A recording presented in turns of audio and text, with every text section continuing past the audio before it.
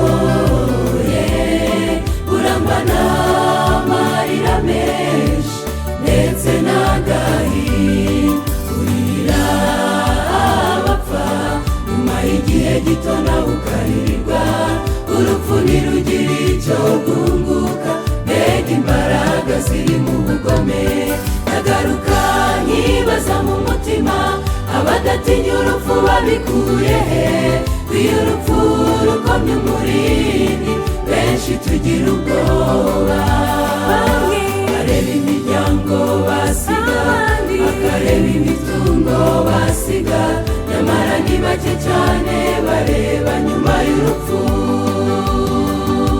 Abafite Yesu ntibagira ubwoba bw'urupfu, bafite ubwishingizi buhoraho mu maraso ye. Bagira ubwoba ibyo babonye byose, ahubwo barahumurizanya bagakomera.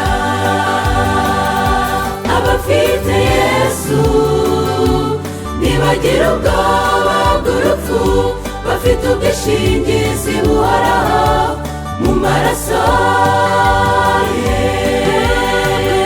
Bagira ubwoba ibyo babonye byose, ahubwo barahumurizanya bagakomera.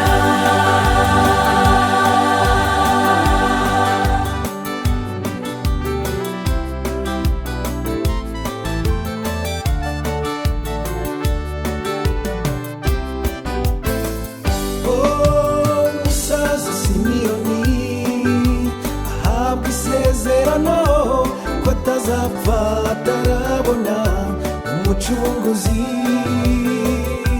Umwuka mujyana mu rusengero, ahura na Yesu aramwakira, urupfu ntiyaba akirutinya, ashima Imana avuga ati: Mwami Mana, noneho sezerera umugaragu wawe amahoro, kuko mbonye agakiza gaturuka iwawe.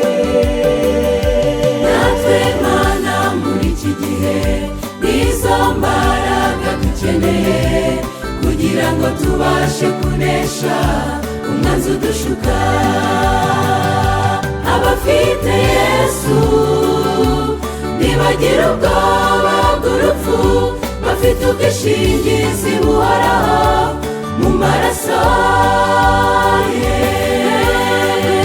Bagira ubwoba ibyo babonye byose, ahubwo barahumurizanya bagakomera.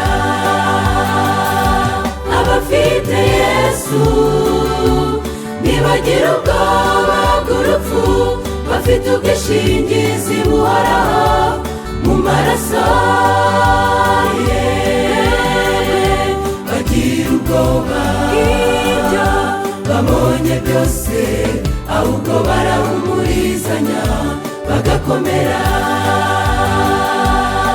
Ahubwo barahumurizanya bagakomera. Ahubwo barahumurizanya bagakomera.